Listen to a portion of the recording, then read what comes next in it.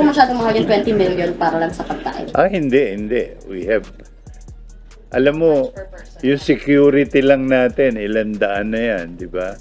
O personnel natin sa Congress, mga 2,000-3,000 na yan. Then yung guest natin, mga 2,000. So, that's just about the right amount. If you want to protest, there are some areas. This is not the place and the time to express. There are areas where you can do it, but not here in the Batasan complex, because pagka hindi kayo sumunod, you'll be arrested, you'll be detained.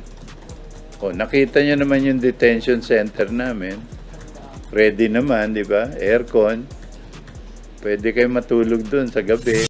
Hello po, magandang araw po sa inyong lahat. Welcome po sa ating program. Pero bago po tayo magpatuloy, maaari na po tayong mag-subscribe sa ating YouTube channel, Madam Issue na dapat alam mo. Marahil po, alam niyo na po na sa ika-22 ng Hulyo 2024 ay idaraos ang SONA ng ating Pangulong Ferdinand Bongbong Marcos. At dito po ay ilalahad niya ang estado ng ating bansa, ang patuloy niyang ang akit na mag-invest ang ibang bansa sa Pilipinas upang makadagdag ng mga istruktura at establisimento na magiging daan upang magkaroon ng maraming hanap buhay ang ating mga kababayan. At idadahad din po niya ang mga nagawa niya nitong mga nakalipas na taon hanggang sa ngayon, ang mga nagawa niya na ipinangako niya noong nakaraang bago mag-eleksyon. At ilalahad din po niya ang kanyang mga plano o binabalak para sa hinaharap, para sa ikabubuti ng ating bansa. At napag-uusapan po natin ang SONA. At pagka sinabi po natin SONA ay maraming panauhin ang dadalo sa SONA ng Pangulo. Tulad po ng congressman, congresswoman, at mga kanilang kaanak na inimbitahan o kabiyak. Gayon din po sa Senado, ang mga senador at kanilang kaanak na kanilang mapipiling isama. At ganun din po sa mga diplomatic officials ng iba't ibang bansa ay dadalo din po yan. Ngunit ang nakakagulat po ay ang pahayag ng ating Vice Presidente na si VP Sara Duterte na hindi siya makakadalo sa SONA ng ating Pangulo. Dahil sinabi niya na itinalaga niya kanyang sarili bilang designated survivor.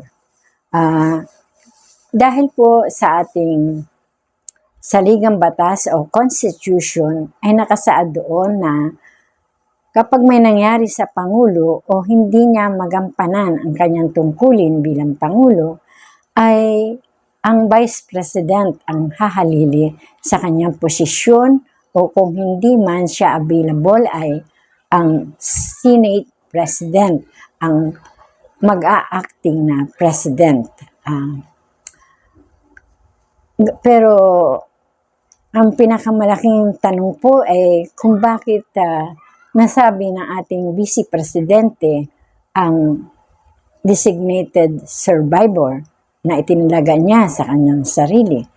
Gayong mahigpit ang seguridad na ipapatupad ng ating mga law enforcers sa SONA ng Pangulo.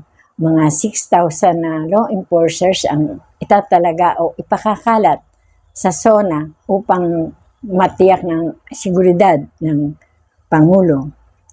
At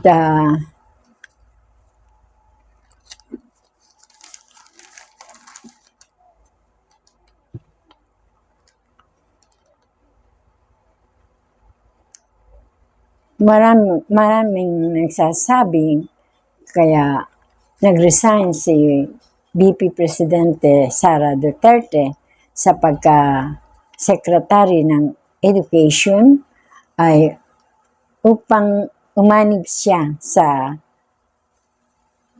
oposisyon na laban sa Administrasyong Marcos. At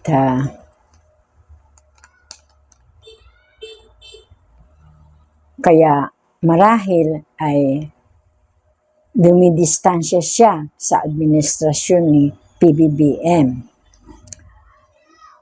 Ano man ang rason, ano man ang dahilan, alam natin na meron siyang sariling dahilan upang di dumalo sa SONA ng Pangulo. Ano po ang inyong opinion o comment sa bagay na ito? I-type lang po sa comment section ng ating YouTube channel, Madam Issue na dapat alam mo. At maraming salamat po at hanggang sa muli nating talakayan. Ito po ang inyong Madam Issue na nagpapaalam at nagpapasalamat muli. Ang nagsasabing, have a pleasant day. Bye.